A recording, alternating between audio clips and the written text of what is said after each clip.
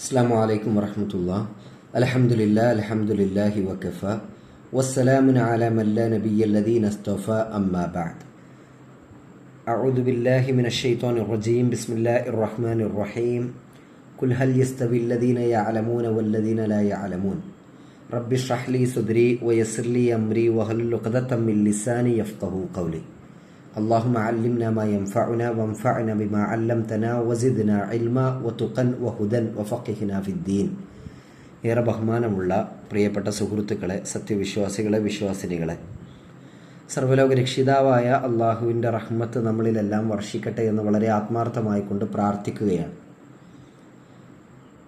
ഇബ്നു തൈമിയ്യ റഹിമഹുല്ലാഹയുടെ തീരത്ത് എന്ന ഒരു പ്രധാനപ്പെട്ട ശീർഷകത്തിൽ നിന്നുകൊണ്ട് ഇൻഷാ അല്ലാഹ് നമ്മൾ മുന്നോട്ട് കൊണ്ടുപോകാൻ ഉദ്ദേശിക്കുന്ന ഒരു ക്ലാസിൻ്റെ സീരീസിലെ ഒന്നാമത്തെ എപ്പിസോഡിലാണ് നമ്മളുള്ളത്.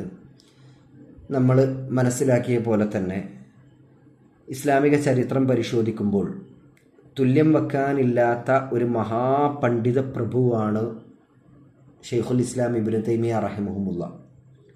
അദ്ദേഹത്തിൻ്റെ ജീവചരിത്രം ചില എപ്പിസോഡുകളിലേക്ക് ഒതുക്കി ചർച്ച ചെയ്യുക എന്ന് പറയുന്നത് അസാധ്യമായ ഒരു കാര്യം തന്നെയാണ് എന്ന് കൃത്യമായ ബോധ്യം നമുക്കുണ്ട്.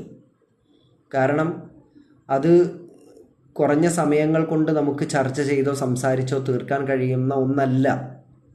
വിജ്ഞാനത്തിൻ്റെ കാര്യത്തിലാണെങ്കിലും മറ്റേതു മേഖലയെടുത്താലും ഒരു മഹാസമുദ്രത്തിന് സമാനമാണ് ഷെയ്ഖുൽ ഇസ്ലാം ഇബ്നു തൈമിയ്യ റഹിമഹുല്ലാഹ് എന്ന് നമുക്ക് കാണാൻ കഴിയും. അതുകൊണ്ട് തന്നെയാണ് നമ്മുടെ ഈ വീഡിയോ സീരീസിന്, നമ്മുടെ ഈ ക്ലാസ്സിന് നമ്മൾ ഇങ്ങനെ ഒരു ശീർഷകം, ഇങ്ങനെ ഒരു തലവാചകം നൽകിയത്. ഇബ്നു തൈമിയ്യയുടെ തീരത്ത്. ഇബ്നു തൈമിയ്യ എന്ന് പറയുന്നത് അറിവിൻ്റെ കാര്യത്തിൽ, വിജ്ഞാനത്തിൻ്റെ കാര്യത്തിൽ ഒരു മഹാസമുദ്രം തന്നെയാണ്.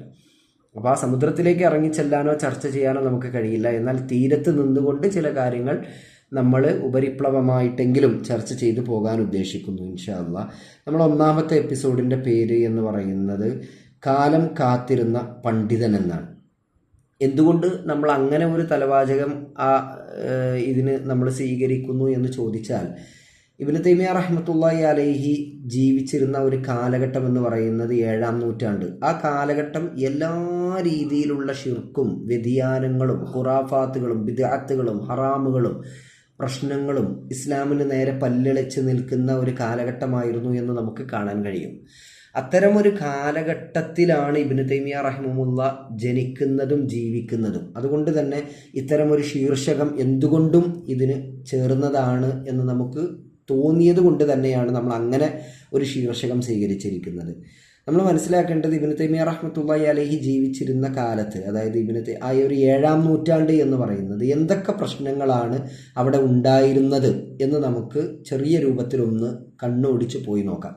അതിൽ അന്ന് ആ കാലഘട്ടത്തിൽ ഉണ്ടായിരുന്ന ഒരു പ്രധാനപ്പെട്ട പ്രശ്നമായിരുന്നു ഈ ഗ്രീക്ക് ഫിലോസഫി, യവന തത്വചിന്ത.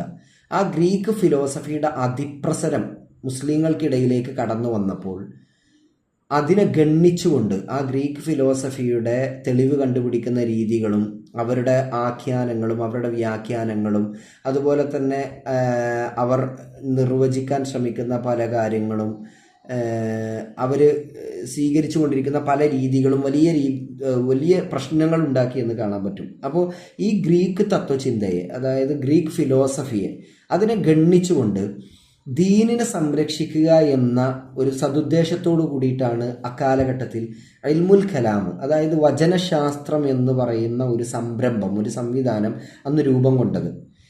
പക്ഷേ നമ്മൾ ചരിത്രം മുന്നോട്ട് പോവുകയാണെങ്കിൽ പിന്നീട് നമുക്ക് കാണാൻ കഴിയുന്നത്, ദൗർഭാഗ്യവശാൽ ഈ പറയുന്ന ഗ്രീക്ക് തത്വചിന്തക്ക് മറുപടി കൊടുക്കാൻ വേണ്ടി കടന്നു വന്ന ഈ വചനശാസ്ത്രം, ഇൽമുൽ കലാം, അത് പിന്നീട് ഈ പറയുന്ന ഗ്രീക്ക് തത്വചിന്തയുടെ, ഗ്രീക്ക് ഫിലോസഫിയുടെ ആശയങ്ങളെ മുഴുവൻ കടമെടുത്ത് അത് സ്വയം ഒരു മത ഫിലോസഫിയായി പരിണമിക്കുന്ന അവസ്ഥാവിശേഷം ഉണ്ടായി എന്നുള്ളതാണ്. അപ്പോൾ അത്രത്തോളം അത് ആളുകളിലേക്ക് ബ്രെയിൻ വാഷ് ചെയ്യപ്പെടുന്നു, ആളുകളെ തലച്ചോറിലേക്ക് കടന്നു ചെല്ലുന്നു എന്നാണ് നമുക്ക് മനസ്സിലാക്കാൻ കഴിയുന്നത്. ഈ ഗ്രീക്ക് ഫിലോസഫിയുടെ ചർച്ചകളും അതുപോലെ തന്നെ ഗ്രീക്ക് ഫിലോസഫി അത് തെളിവ് കണ്ടുപിടിക്കുന്ന ഈ രീതികളൊക്കെ അതുപോലെ തന്നെ വചനശാസ്ത്രവും പിന്തുടരാൻ തുടങ്ങി. അള്ളാഹുവിൻ്റെ നാമഗുണ വിശേഷണങ്ങളുമായി ബന്ധപ്പെട്ട കാര്യങ്ങൾ പരിമിതമായ ബുദ്ധി കൊണ്ട്, മനുഷ്യൻ്റെ ബുദ്ധി കൊണ്ട് വ്യാഖ്യാനിക്കുന്ന വളരെ ദാരുണമായ ഒരു അവസ്ഥാവിശേഷം ആ കാലഘട്ടത്തിലുണ്ടായി. ഇൽമുൽ കലാം എന്നത് ഗ്രീക്ക് തത്വചിന്തയുടെ പ്രതിയോഗിയാണ് എന്ന് അവകാശപ്പെട്ടിരുന്ന ഒരു കാലമാണെങ്കിലും ഗ്രീക്ക് തത്വശാസ്ത്രത്തെ അത് നന്നായിട്ട് ആവാഹിച്ചിട്ടുണ്ടായിരുന്നു എന്ന് നമുക്ക് കാണാൻ കഴിയും. ഇത്തരം ചിന്താസരണികൾക്കെതിരായിട്ട് ഖുർആനിൻ്റെയും സുന്നത്തിൻ്റെയും ആത്മാവ് എല്ലാ കാലത്തും അത് എപ്പോഴും കലഹിച്ചുകൊണ്ടേയിരുന്നു. ജനങ്ങളിൽ വലിയൊരു വിഭാഗം ആളുകൾ വചനശാസ്ത്രത്തിൻ്റെ ദുർവ്യാഖ്യാനങ്ങൾക്ക് എതിരായിരുന്നു എങ്കിലും സമൂഹത്തിൽ അന്ന് ഉടലെടുത്ത ആ പ്രശ്നത്തെ കൃത്യമായി വിശദീകരിച്ചു കൊടുത്ത് വഴിപിഴച്ച വാദഗതികൾ തലപൊക്കിയപ്പോൾ അതിനെയൊക്കെ നേരിടാൻ മാത്രം അറിവും കഴിവുമുള്ള ഒരു പണ്ഡിതന്റെ അഭാവം ആ കാലഘട്ടം ശരിക്കും അനുഭവിക്കുന്നുണ്ടായിരുന്നു. അത്തരമൊരു പണ്ഡിത പ്രഭുവിൻ്റെ ആഗമനം പ്രതീക്ഷിച്ചു കൊണ്ടിരിക്കുകയായിരുന്നു യഥാർത്ഥത്തിൽ ആ കാലഘട്ടത്തിലുള്ള ജനങ്ങൾ. പിന്നെ അന്നുണ്ടായിരുന്ന മറ്റൊരു പ്രശ്നമാണ് ആഭ്യന്തരവും വൈദേശികവുമായ സംഘടനകൾ ഇസ്ലാമിന് നേരെ ഉണ്ടായ ചില സംഭവങ്ങൾ. ഇപ്പോൾ ക്രൈസ്തവ മതക്കാരായ ആളുകൾ അവരുടെ ആദർശമാണ് സത്യമെന്ന് സ്ഥാപിക്കാനും ഇസ്ലാമിനെയും പ്രവാചകനെയും ഇകഴ്ത്തി കാണിക്കാനും തേജോവധനം ചെയ്യാനും വേണ്ടിയിട്ട് അതിനുവേണ്ടി മാത്രമായി ഒരു സുവിശേഷ പ്രസ്ഥാനം തന്നെ ആ കാലഘട്ടത്തിൽ ചില ക്രിസ്ത്യൻ സഭകൾ രൂപപ്പെടുത്തി. അന്ന് അവരുണ്ടാക്കി. അങ്ങനെ സൈപ്രസിലും സിറിയയിലുമായിട്ട് ഫിലസ്തീനിലുമൊക്കെയായി നിലയുറപ്പിച്ചിരുന്ന പാശ്ചാത്യരായ ക്രിസ്ത്യാനികൾക്ക് മറ്റു ചില ക്രിസ്ത്യൻ സംഘങ്ങളുടെ സാന്നിധ്യം കൂടി ലഭിച്ചപ്പോൾ മുസ്ലിങ്ങളെ മൊത്തത്തിൽ വൈജ്ഞാനികമായി നേരിടാൻ അതവർക്ക് ആവേശം പകരുന്ന അവസ്ഥയുണ്ടായി. പ്രവാചകന്റെ നുബുവത്തിനെ തള്ളി പറഞ്ഞുകൊണ്ടുള്ള ചില ഗ്രന്ഥങ്ങൾ അവർ പ്രസിദ്ധീകരിക്കാൻ തുടങ്ങി. കൂട്ടത്തിൽ ക്രിസ്തു മതത്തിന്റെ മഹത്വം പ്രകീർത്തിക്കുന്ന കുറേ പുസ്തകങ്ങളും ആ കാലഘട്ടത്തിൽ പുറത്തിറങ്ങാൻ തുടങ്ങി. ഇത് ജനങ്ങൾക്കിടയിൽ വലിയ രീതിയിലുള്ള ദുസ്വാധീനങ്ങളും ആശയക്കുഴപ്പങ്ങളും സൃഷ്ടിച്ചു തുടങ്ങി. ക്രൈസ്തവ ലോകത്ത് നിന്നുള്ള ഇത്തരം വിമർശനങ്ങൾക്ക് മറുപടി നൽകാൻ കഴിയുന്ന അവരുടെ വേദഗ്രന്ഥങ്ങളിലെല്ലാം ആഴമേറിയ രീതിയിൽ അറിവുള്ള ക്രിസ്തുമതത്തിൻ്റെ ചരിത്രത്തെക്കുറിച്ച് കൃത്യമായി പഠിച്ച് മനസ്സിലാക്കിയിട്ടുള്ള ഒരു പണ്ഡിതനെ ആ കാലം ശരിക്കും ആഗ്രഹിച്ചു കൊണ്ടിരിക്കുകയായിരുന്നു. ക്രൈസ്തവ വിമർശനങ്ങൾക്ക്, ക്രിസ്ത്യാനികൾ ഉന്നയിക്കുന്ന, ഇസ്ലാമിന് നേരെ ഉന്നയിക്കുന്ന വിമർശനങ്ങൾക്ക് മറുപടി പറയുന്നതോടൊപ്പം തന്നെ ഇസ്ലാമിൻ്റെ അജയ്യത തുറന്നു കാണിക്കാൻ ശേഷിയുള്ള, കഴിവുള്ള ഒരു ഇസ്ലാമിക പ്രബോധകന്റെയും പണ്ഡിതന്റെയും സാന്നിധ്യം ആ സമൂഹം ശരിക്കും കൊതിച്ചുകൊണ്ടിരിക്കുകയായിരുന്നു. അതുപോലെ തന്നെ ആ കാലഘട്ടത്തിൽ ഉണ്ടായിരുന്ന മറ്റൊരു പ്രശ്നമാണ് ക്രൈസ്തവ ലോകത്ത് നിന്നുള്ള അക്രമങ്ങൾക്ക് പുറമെ തന്നെ അപകടകരമായ രീതിയിൽ ദീനിന്റെ ഉള്ളിൽ നിന്ന് ചില പ്രശ്നങ്ങളും ഉടലെടുക്കാൻ തുടങ്ങി. ഇസ്ലാമിലെ തന്നെ ഒരു അവാന്തര വിഭാഗമായ ബാത്തിനിയാക്കളായ ആളുകൾ രംഗപ്രവേശനം ചെയ്തത് ആ കാലഘട്ടത്തിലാണ്. അഗ്നി ആരാധകരായ മജൂസികൾ, ഈ തീയിനെ ആരാധിക്കുന്ന വിഭാഗമായ മജൂസികൾ, ആ മജൂസികളായ ആളുകളുടെ വിശ്വാസവും പ്ലാറ്റോയുടെ, അതായത് യവന തത്വചിന്തയുടെ സ്ഥാപകരായ, ഗ്രീക്ക് ഫിലോസഫിയുടെ സ്ഥാപകരും പിതാക്കന്മാരുമായ കൂട്ടത്തിൽ ഒരാളാണ് പ്ലാറ്റോ. ആ പ്ലാറ്റോയുടെ ചിന്തകളും കൂടിക്കലർന്ന ഒരു തരത്തിലുള്ള ഒരു മതമീമാംസമായിരുന്നു, ഒരു രാഷ്ട്രീയ മീമാംസമായിരുന്നു ബാത്തിനിയാക്കളായ ആളുകളുടെ പ്രമാണം എന്ന് പറയുന്നത്.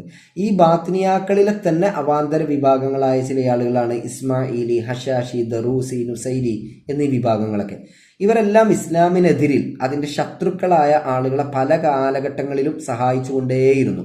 അന്നുണ്ടായിരുന്ന ഇസ്ലാമിക രാഷ്ട്രങ്ങളെ ആക്രമിക്കാൻ വേണ്ടി വൈദേശികരായ മിഷനറി പ്രസ്ഥാനങ്ങൾക്ക് പിൻവാതിൽ തുറന്നു കൊടുത്തതുപോലും ഈ പറയുന്ന ബാത്തിനിയാക്കളും അവരിലെ അവാന്തര വിഭാഗങ്ങളുമായിരുന്നു എന്ന് ചരിത്രം പരിശോധിക്കുമ്പോൾ നമുക്ക് കാണാൻ കഴിയും. ഫിലസ്തീനിലും ഇസ്രായേലുമെല്ലാം കുരിശുയുദ്ധം നടന്നിരുന്ന കാലത്ത് ബാത്തിനിയാക്കൾക്ക് കുരിശിന്റെ പക്ഷത്ത് നിന്ന് ഇസ്ലാമിനെതിരെ പൊരുതുന്ന അവസ്ഥാവിശേഷം ഉണ്ടായി. ഈ ബാത്തിനിയാക്കളായ ആളുകൾ ഇസ്ലാമിനെതിരെ കുരിശു യുദ്ധം ഉണ്ടായ കാലത്ത് കുരിശിന്റെ പക്ഷത്തുള്ള ആളുകളെ സഹായിച്ചുകൊണ്ട് ഇസ്ലാമിനെ അടിക്കാൻ വേണ്ടി അവർ കുരിശിന്റെ പക്ഷത്തുള്ള ആളുകളെ സഹായിക്കുന്ന അവസ്ഥാവിശേഷം ഉണ്ടായി. അങ്ങനെ ക്രിസ്ത്യാനികൾക്ക് സിറിയയിൽ ആധിപത്യം സ്ഥാപിക്കാൻ അത് കാരണമായി എന്ന് നമുക്ക് കാണാൻ പറ്റും. അങ്ങനെ ഇത് കാരണം കുരിശിന്റെ പക്ഷക്കാരായ ആളുകൾ ബാത്തിനിയാക്കളെ വലിയ രീതിയിൽ അവരുടെ സ്വന്തം വിശ്വാസയോഗ്യരായ ആളുകളായിട്ട് ഇവരെ കണ്ടു എന്നുള്ളതാണ് ചരിത്രം പരിശോധിക്കുമ്പോൾ നമുക്ക് കാണാൻ കഴിയുക. അതുപോലെ തന്നെ മറ്റൊരു പ്രശ്നമായിരുന്നു, ഒരു കാലത്ത് താർത്താരികളായ ആളുകൾ സിറിയ ആക്രമിച്ചപ്പോൾ ഈ പറയുന്ന ബാത്തിനിയാക്കൾ അവർ താർത്താരികൾക്കൊപ്പം നിന്നു. മുസ്ലിങ്ങളിലെ തന്നെ അവാന്തര വിഭാഗമാണ് ഞങ്ങൾ എന്ന ആ ഒരു പേര് അവർ സത്യത്തിൽ, അക്ഷരാർത്ഥത്തിൽ അവർ ദുരുപയോഗം ചെയ്തു എന്ന് നമുക്ക് കാണാൻ കഴിയും. അപ്പോൾ അങ്ങനെയുള്ള ഒരു കാലഘട്ടത്തിൽ ഇത്തരം ചിന്താസരണികളെയും ഇത്തരം പ്രശ്നങ്ങളെയും അഭിമുഖീകരിക്കാനും ഇതിനെതിരെ നെഞ്ചും വിരിച്ച് സംസാരിക്കാനും ഈ പറയുന്ന ബാത്തിനിയാക്കളെ പ്രമാണമുദ്ധരിച്ചുകൊണ്ട് ദൈക്ഷണികമായി നേരിടാനും ഒക്കെ കഴിവുള്ള ഒരു പണ്ഡിതന്റെ സാന്നിധ്യം ആ കാലഘട്ടം ശരിക്കും ആഗ്രഹിച്ചുകൊണ്ടിരിക്കുകയായിരുന്നു. അതുപോലെ തന്നെ ആ കാലഘട്ടത്തിൽ ഉണ്ടായിരുന്ന മറ്റൊരു പ്രശ്നമാണ് ഇസ്ലാമിൻ്റെ ആദർശവും ഇസ്സത്തൊക്കെ നഷ്ടപ്പെടുത്തുന്ന തരത്തിൽ അവിശ്വാസികളുമായിട്ടുള്ള ബന്ധം സ്ഥാപിക്കുക. അതുപോലെ തന്നെ അവിശ്വാസികളായ ആളുകൾ ഇതര മതസ്ഥരായ ആളുകളുടെ മതങ്ങളിലുള്ള ആചാരാനുഷ്ഠാനങ്ങളെ കടമെടുത്ത് അത് തങ്ങളുടെ വിശ്വാസത്തിലേക്ക് കൂട്ടിക്കലർത്തി അങ്ങനെ ബഹുദൈവാരാധനയും വിഗ്രഹാരാധനയും ഒക്കെ സ്വന്തം ഉമ്മത്തിലേക്ക് പോലും മുസ്ലിം സമൂഹത്തിലേക്ക് പോലും പതിയെ കടന്നു വരുന്ന ഒരു അവസ്ഥാവിശേഷം ഉണ്ടായ കാലഘട്ടത്തിൽ ഇസ്ലാമിൻ്റെ ഇസ്സത്ത് കൃത്യമായി ഉയർത്തിപ്പിടിക്കാൻ കഴിയുന്ന ഇസ്ലാമിൻ്റെ ആദർശത്തെ കൃത്യമായി ജനങ്ങൾക്ക് മുമ്പിൽ വിശദീകരിച്ചു കൊടുക്കാൻ കഴിവുള്ള, തൗഹീദിൻ്റെ പ്രാധാന്യം വിശദീകരിക്കാൻ കഴിവുള്ള, ഷിർക്കിൻ്റെ അപകടത്തെയും ഷിർക്ക് കടന്നു വരുന്ന വളരെ സൂക്ഷ്മമായ വഴികളെയും കൃത്യമായി ജനങ്ങൾക്ക് മുമ്പിൽ വരച്ച് കാണിച്ചു കൊടുക്കാൻ കഴിവുള്ള ഒരു പണ്ഡിതന്റെ സാന്നിധ്യം ആ കാലഘട്ടം ശരിക്കും ആഗ്രഹിക്കുന്നുണ്ടായിരുന്നു.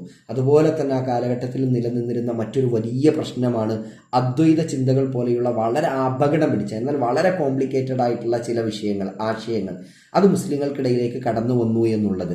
വിശ്വാസപരമായ മേഖലകളിൽ വലിയ രീതിയിലുള്ള പ്രശ്നങ്ങളാണ് ഇത്തരം ആശയങ്ങൾ മുസ്ലിങ്ങളിലേക്ക് കടന്നു വന്നപ്പോഴുണ്ടായത്.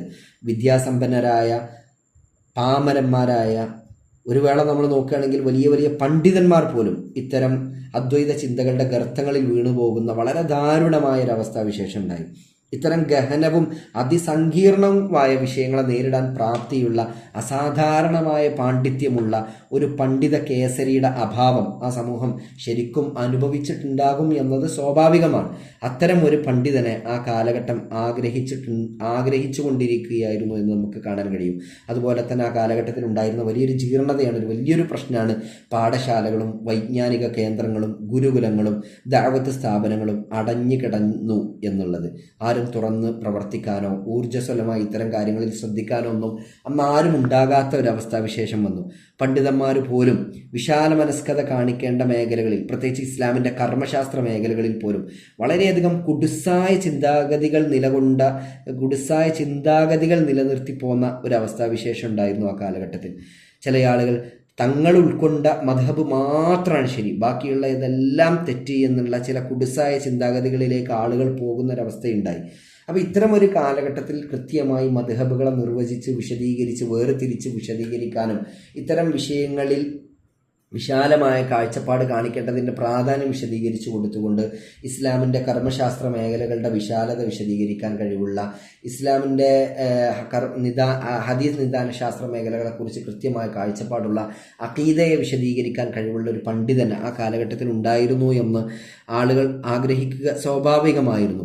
ഇങ്ങനെ ഓരോ പ്രശ്നങ്ങളും കത്തിപ്പൊന്തി സജീവമായി ഒരുപാട് വിഷയങ്ങൾ ഇസ്ലാമിനെതിരെ കടന്നു വരുന്ന, അതുപോലെ തന്നെ മുസ്ലിങ്ങൾക്കിടയിൽ തന്നെ വ്യത്യസ്തങ്ങളായ ഒരുപാട് ആശയക്കുഴപ്പങ്ങൾ സൃഷ്ടിക്കപ്പെട്ട് കലുഷിതമായൊരു കാലഘട്ടം നിലനിൽക്കുന്ന സമയത്താണ് മഹാനായ പണ്ഡിതൻ ഷെയ്ഖുൽ ഇസ്ലാം ഇബ്നു തൈമിയ റഹിമഹുല്ല ഭൂജാതനാകുന്നത് എന്ന് നമുക്ക് കാണാൻ കഴിയും.